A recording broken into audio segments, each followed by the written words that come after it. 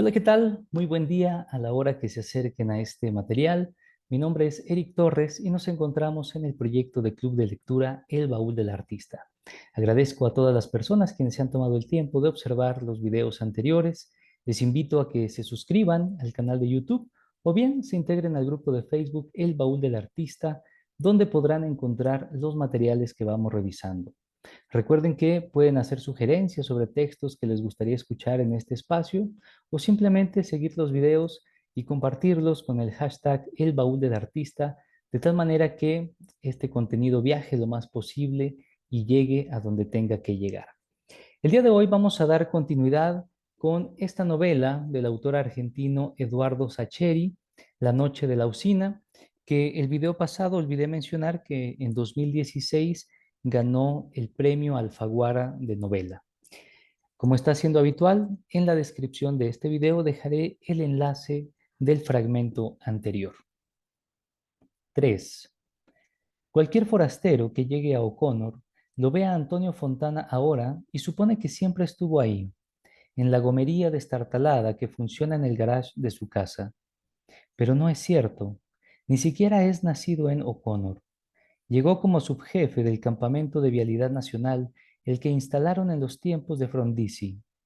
Se suponía que el campamento iba a ser transitorio mientras se pavimentaban las rutas del noroeste de la provincia, pero fue quedando.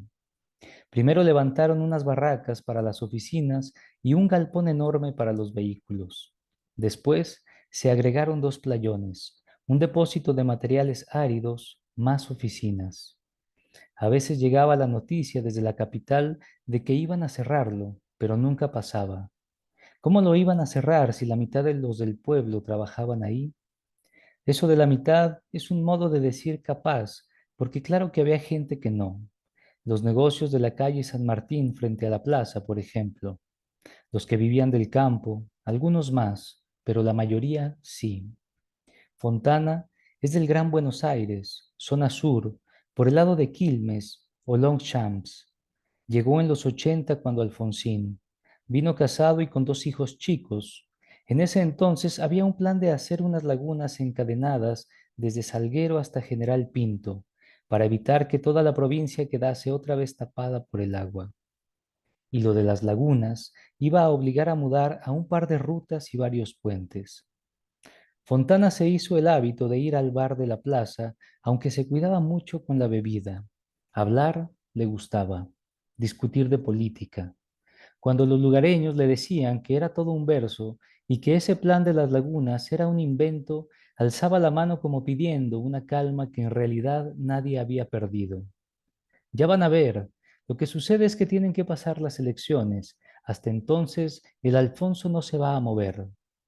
Eso de el Alfonso era por el presidente Alfonsín, por quien Antonio Fontana profesaba una admiración apasionada, salvaguardando nuestras diferencias porque en realidad yo soy anarquista. Y si sos anarquista, ¿por qué lo querés, Fontana? Le preguntaban, para que soltase la lengua, porque a continuación Fontana despotricaba largamente contra los militares y los peronistas, a quienes odiaba con casi idéntica profundidad. Alfonsín había reemplazado a los primeros y evitado que los segundos ganaran las elecciones de 1983, y Fontana se sentía en deuda por eso. Ya llegaría el tiempo de la sociedad libre, pero primero había mucho que hacer dentro del marco de la democracia burguesa. Después sí, cuando esa democracia burguesa estuviera consolidada, Argentina iba a pasar así al futuro libertario y acompañaba el así con un leve chasquido de las palmas, breve y fácil. Enumeraba los logros de Raúl Alfonsín y consideraba que su propia venida a O'Connor era su modo de hacer patria. ¿Cómo patria? ¿No se supone que los anarquistas odian la patria? Lo desafiaban. Ustedes no entienden nada porque son una manga de chacareros brutos. El problema es la patria de los patrones, de los milicos y de los fascistas, no la patria patria. Eso de la patria patria era un concepto difícil de situar tanto para Fontana como para los que lo escuchaban, que no se privaban del placer de ponerlo en el aprieto de intentarlo. Los radicales ganaron las elecciones legislativas de 1985 como quería Fontana. Pero la licitación para las encadenadas del noroeste no salió nunca. ¿Y qué quieren?, preguntaba Fontana tristón, mirando hacia la plaza. Con la deuda externa y los hijos de puta del Fondo Monetario y los milicos, meta y meta haciéndole quilombo. Las elecciones para gobernador del 87 lo agarraron en O'Connor todavía esperando. Para desolación de Fontana y solaz de sus críticos, el peronismo ganó en Buenos Aires y no volvió a perder en casi 30 años, y el plan de las encadenadas se archivó para siempre. ¿Y qué quieren?, insistía Fontana, pero ya no terminaba las frases y dejaba vagar la mirada por la plaza vacía de las 2 de la tarde. Su mujer ya se había cansado y se había vuelto a Buenos Aires con los hijos. Para que hablase, había que insistir con las preguntas que más lo irritaban. A ver, Fontana, ¿cómo me defiende usted, siendo anarquista, a un presidente que saca una ley de obediencia debida? A ver. Fontana chasqueaba la lengua y negaba, como dando a entender que no iba a entrar otra vez en la trampa. Pero entraba, siempre entraba, y terminaba acalorado y afónico, soltando unas filípicas demoledoras contra los peronistas, los milicos y los comunistas, en orden aleatorio. Después, agotado, dejaba el dinero del café sobre la mesa y se iba de un portazo. En las 10 cuadras que lo separaban del deslinde del pueblo, ahí donde empezaba la cuadra larga de ripio mal pisado que llevaba al campamento, se le iba apaciguando el ardor. Se metía en su oficina y encendía el primero de los muchos cigarrillos que fumaría durante la tarde mientras destilaba su melancolía. En el 92 llegó el aviso de que cerraban el campamento. Ni siquiera entonces lo creyeron. Cerrar el campamento era como cerrar la fábrica de antenas o como cerrar el pueblo mismo. No podía ser. Y sin embargo, fue cierto. Una mañana de agosto que amaneció limpia y escarchada, Fontana juntó al personal en el playón y dijo que la semana siguiente venían 2 auditores de Buenos Aires a explicar bien el asunto. ¿Explicar qué?, le preguntaron. Explicar qué carajo va a pasar cuando cierren este campamento de mierda, dijo Fontana. Ese día se fue a su casa sin pasar por el bar del hotel. Fue cierto eso de los 2 tipos. Vinieron muy bien vestidos en un Peugeot 505 gris oscuro. Fontana les prestó la oficina y fueron llamando de a uno. Las opciones no eran muchas. O pedir el traslado o aceptar un retiro voluntario. Y dieron poco tiempo para pensar, hasta el día siguiente a la mañana, porque seguían viaje a La Pampa, al siguiente campamento. Mientras los auditores se iban a dormir al hotel, Antonio Fontana armó una reunión medio improvisada en el comedor para que cada empleado pudiera decir lo que pensaba. Nadie tenía demasiadas ganas de hablar. Agarren el traslado, aconsejó Fontana. Pero yo soy de acá, dijeron algunos. Yo no soy de acá, pero estoy hace un montón de años, dijeron otros. Hasta los que se quedaron callados se notaba que querían agarrar lo de retiro. Un capataz, rápido para los mandados, ya los estaba haciendo firmar los papeles para comprar unos autos nuevos que venían importados de Europa del Este. Óptimos para remis, remarcaba, mientras les mostraba el folleto. No sean boludos, insistía Fontana. La guita parece mucha, pero si no tienen laburo se la van a comer enseguida. Claro, tiene razón, replicaba alguno, pero era porque los ponía incómodos llevarle la contra, porque lo querían. Pero estaban convencidos de que estaba equivocado. O, como ya estaban convencidos de comprar los Lada que venían de Rusia o los Dacia rumanos, necesitaban convencerse de que el equivocado era él. Al final, casi todos agarraron el retiro voluntario. Por unos meses pareció que O'Connor se había convertido en un pueblo de ricos, porque aparecieron un montón de autos nuevos. Son una porquería, decía Fontana. Esos autos están hechos bajo la peor de las explotaciones, porque la explotación comunista es peor que la capitalista, porque engorda a los burócratas y pervierte los sueños de los proletarios. En realidad el comunismo ya no existía, pero a O'Connor las noticias siempre tardan mucho en llegar. No pasó demasiado tiempo hasta que los que se habían metido a remisero se dieron cuenta de que faltaba gente a quien llevar y sitios a donde ir, pero ya no había modo de echarse atrás. A tres de los empleados de administración se les ocurrió asociarse, juntar las indemnizaciones y poner un videoclub. Esos tuvieron 3 años de bonanza. Después llegó la televisión por cable y terminaron peleados y en la ruina. Hay que ser pelotudo, decía Fontana en el bar del hotel a la tardecita. Los burgueses son explotadores, pero por lo menos saben hacer negocios. Ustedes se la quieren dar de empresarios, pero son una manga de boludos. Se le terminó de agriar el carácter. Él también aceptó el retiro voluntario, pero no puso ningún negocio en el centro, ni se supo qué destino le dio al dinero. Lo que hizo fue abrir la gomería en el garage enorme de su casa.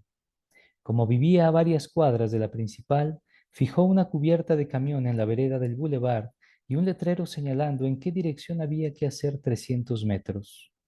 ¿Una gomería?, le preguntaban. ¿Va a pasar de ser jefe del campamento de vialidad a gomero? Le insistían con eso, pero Fontana parecía dispuesto a evitar las respuestas. A las cansadas, porque se hartó de la pregunta, o porque la última en preguntar fue Cecilia, la mujer del hotelero, de la que, según decían, Fontana estaba enamorado, porque se lo preguntó con interés genuino y con dulzura, a ella sí le contestó.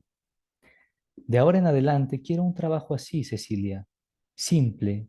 Primero el cricket, después la llave cruz, tuercas afuera, sacar la rueda, darle aire a la cubierta, sumergirla en la bañera, localizar las burbujas, señalar con tiza la pinchadura, rueda desarmada, caucho pulido, parche puesto, rueda armada, llave cruz, cricket, llave cruz para el ajuste final.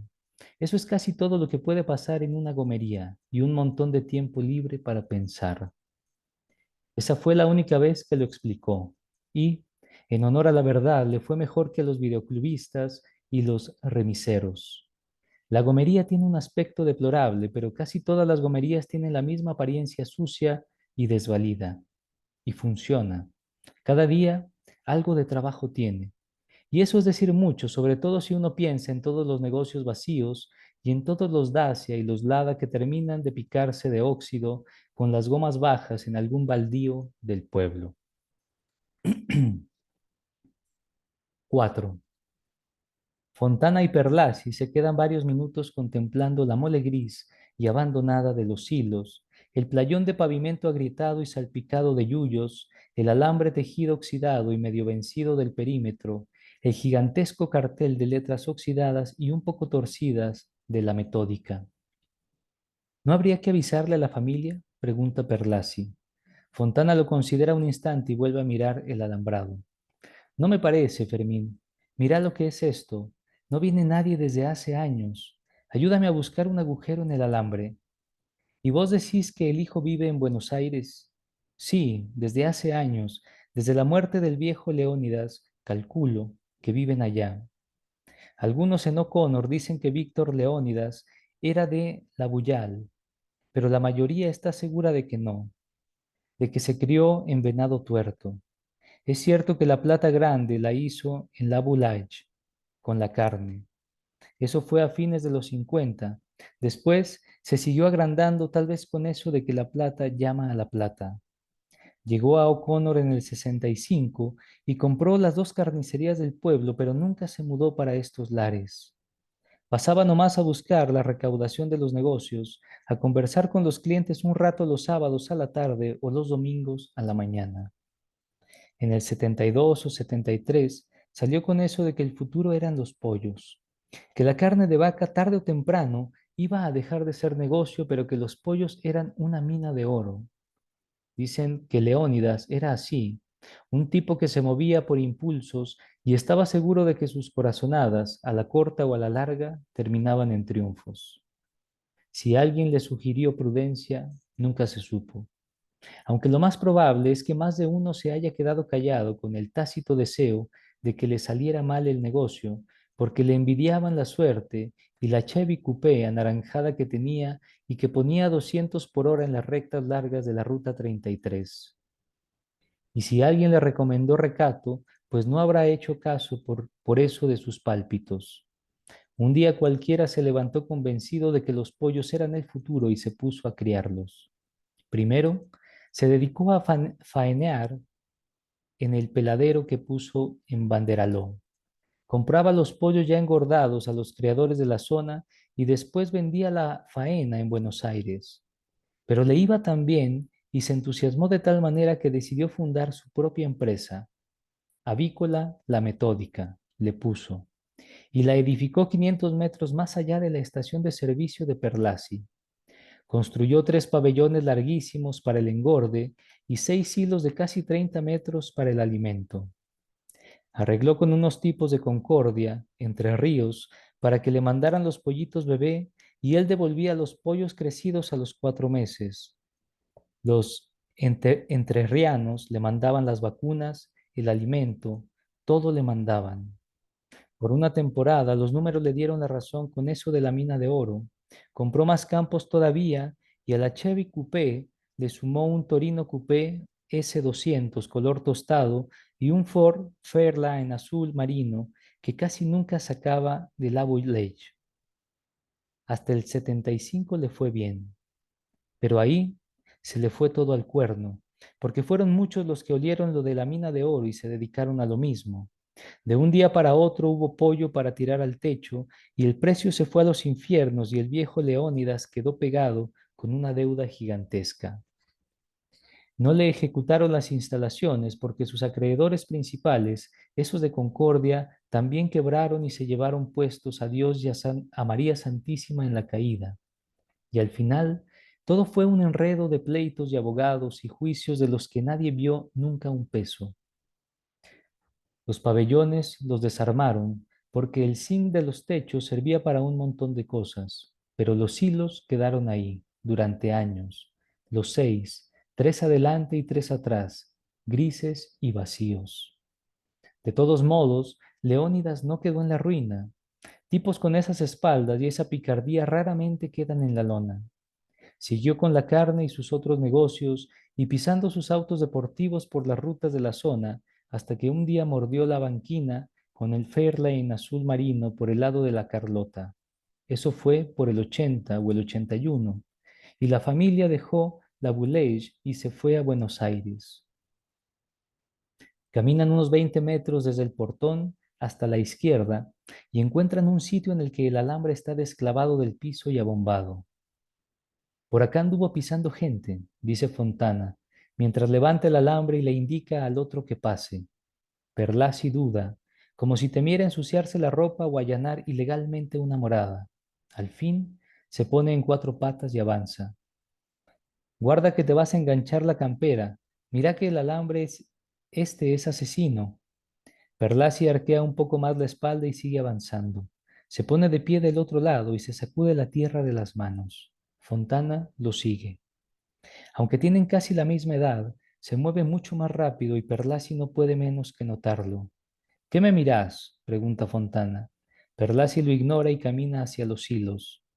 Acá estacionan los camiones, arranca Fontana, señalando el amplio playón que ocupa todo el frente. Sus pasos despiertan un eco metálico en las paredes de los hilos. Perlasi mira hacia arriba. Desde tan cerca parecen edificios de varios pisos, aunque cilíndricos y sin ventanas. ¿Cuánto miden de alto?, pregunta. No sé, ¿20 metros? ¿25? ¿Te das cuenta el grano que podemos almacenar? Siguen avanzando. Detrás hay un galpón de dimensiones importantes que, oculto por los hilos, no se ve bien desde la ruta. Creo que acá Leónidas tenía instaladas las incubadoras, las clasificadoras de sexo, esas cosas, informa Fontana. Ajá. Perlasi ve que faltan muchas chapas del techo que se habrán volado con las tormentas y las ventolinas. Acá pueden ir las oficinas, depósitos de insumos, un montón de cosas, Fontana. El otro asiente. Salen del galpón por los fondos a una extensión de pasto más grande que todo lo que llevan recorrido. Allí estaban los criaderos, unos pabellones alargados que tenían, no sé, 100, 120 metros. Sí, de eso me acuerdo, responde Perlasi. Cuando iban con Rodrigo a pescar a la laguna, de vez en cuando tomaban por ahí, porque a 2 kilómetros la senda termina en una playita linda donde les gustaba estar. Y de camino veían esos pabellones a la izquierda. Pero de eso no quedó nada. ¿Y qué querés? Madera y nylon. La madera se pudrió y los plásticos habrán volado. Vuelven sobre sus pasos y se detienen otra vez en el tringlado. Se ven algunas máquinas desvencijadas. ¿Vos tenés idea de para qué sirve todo esto, Fontana? Supongo que serán las tolvas para elevar el grano a los hilos, no sé. Algunas se parece bastante a las que usábamos en vialidad. Seguro que si traigo a alguno de los muchachos se da idea de cómo echarlas a andar. Perlasi echa un amplio vistazo y sacude la cabeza. Cuando sugirió lo de la acopiadora en esa sobremesa de fin de año, tenía una ilusión lejana de que el plan podía servir, pero ahora siente que puede ser, que puede servir, que puede darse. ¿Qué pensás? Lo interrumpe Fontana. Nada, dice, y repara en un colchón arrimado a una esquina, a medias tapado con unas chapas caídas del techo. ¿Eso qué es?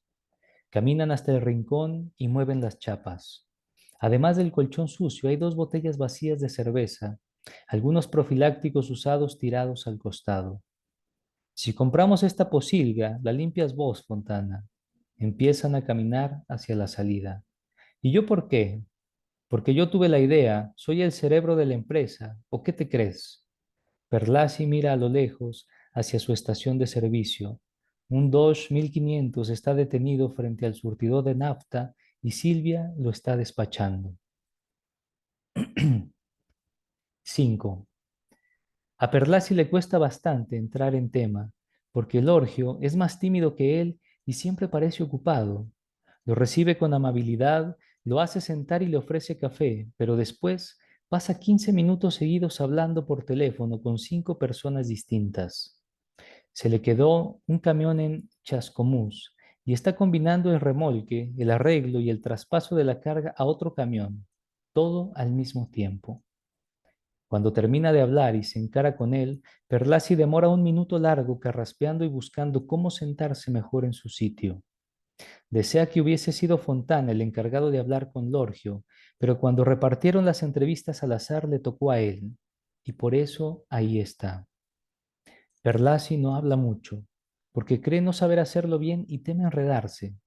Se refiere a cómo está el pueblo, a cómo está todo, y Lorgio se muestra de acuerdo.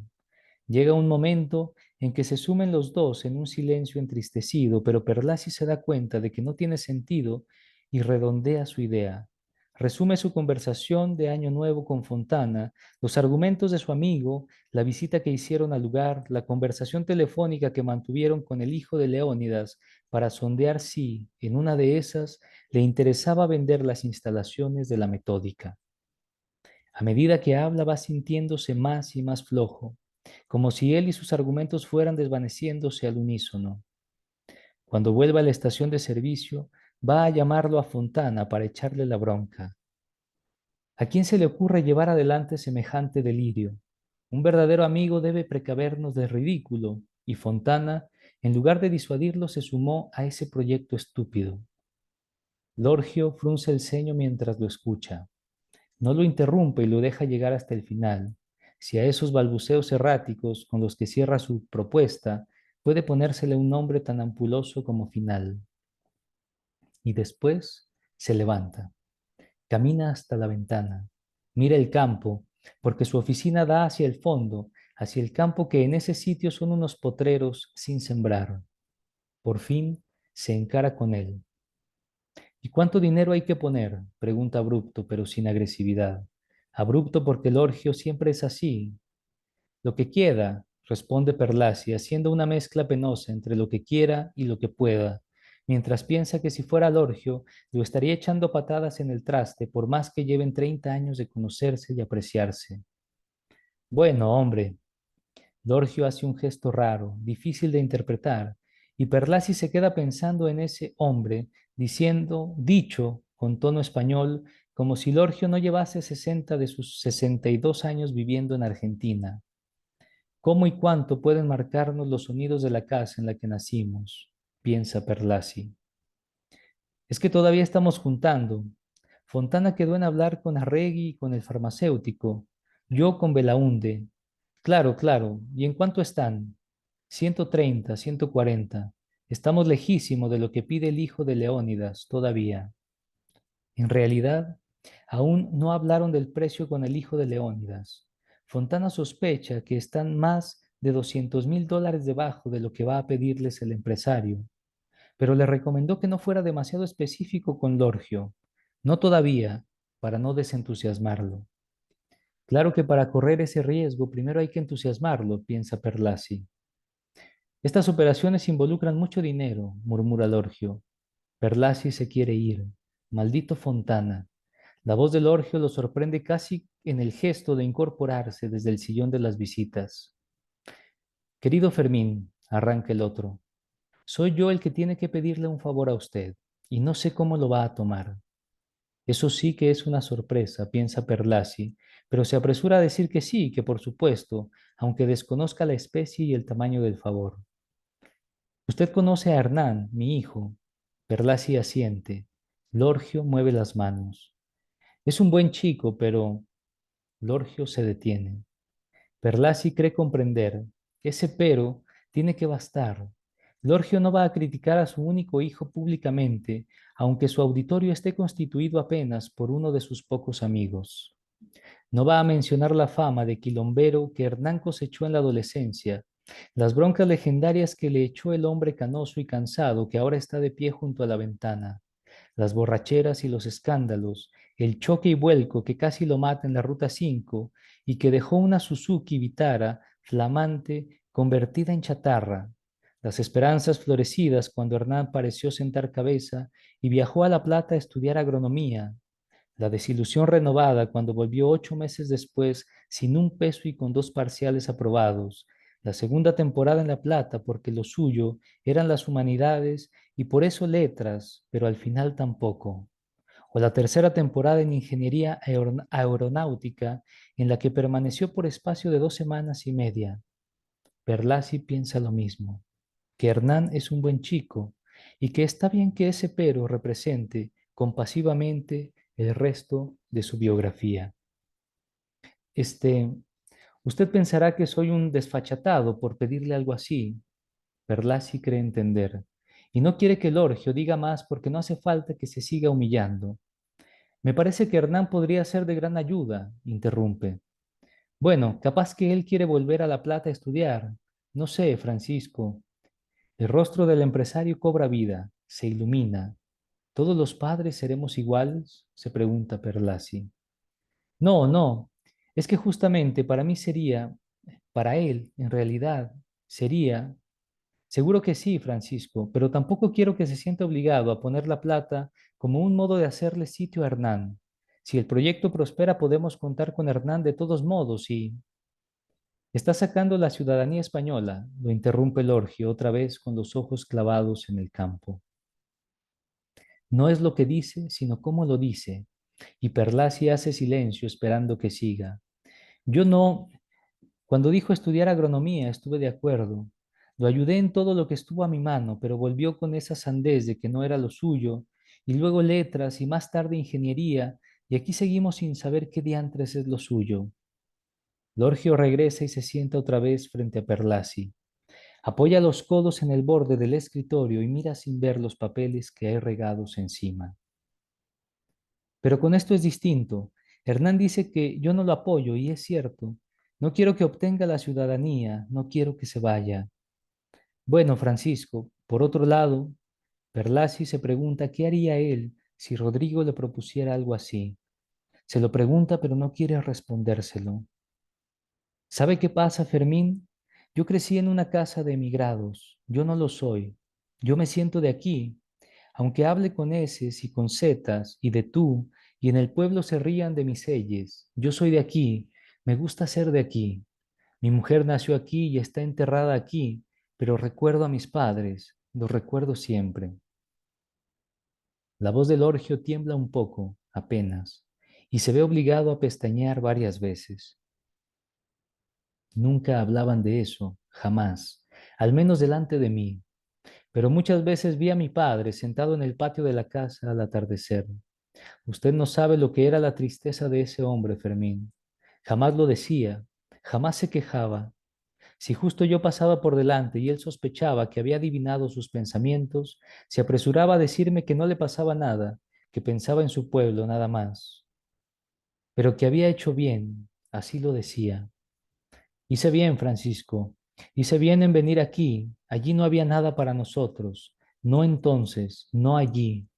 Se golpeaba el muslo con el puño, creo que para convencerse del todo de que lo que decía era cierto. Y creo que lo era, Fermín, pero el precio, creo que pagaron un precio altísimo de tristeza que acumularon durante todos los años que vivieron lejos de su casa, porque su casa era allá. Los ojos del Orgio se humedecen más allá de todo pestañeo. Se pone de pie y vuelve a la ventana. Y estoy seguro de que 1000 veces hubieran hecho lo mismo, ¿eh? 1000 veces habrían vuelto a subirse al barco que los trajo. Pero yo crecí viendo esa tristeza. Cuando pienso en mis padres, pienso en eso. No pienso que sus huesos descansan aquí. Para mí eso es lo de menos. Lo que descansa aquí es su tristeza. Su tristeza es el cimiento de mi vida aquí, su tributo. Pagaron con su lejanía un futuro para sus hijos. Para mí, que estoy aquí parado en este sitio, y siento que si mi hijo se va, si mi hijo hace el camino inverso, Perlacia hace un gesto como diciendo que está bien, que entiende, que es suficiente, pero el otro no lo ve, con los ojos fijos en el campo. Si mi hijo se vuelve a España, me estoy cagando en esa tristeza y en ese sacrificio. Hernán no lo entiende, y tal vez está bien que no lo entienda, porque los ojos son los de mis padres y el recuerdo es mío. No son suyos, ni los ojos ni el recuerdo. La nariz del orgio hace un ruido, como si su dueño estuviera remontando lágrimas. Un brusco movimiento de antebrazo en la cara parece indicar lo mismo, pero sigue de espaldas y Perlasi lo prefiere, por ambos lo prefiere. Recién después de ese movimiento, Lorgio se da vuelta. Cuente conmigo, Fermín, estoy en esto y no se habla más. Bien, vamos a dejar hasta aquí nuestra lectura. El segundo fragmento de La noche de la usina de Eduardo Sacheri. Que lo disfruten. Gracias.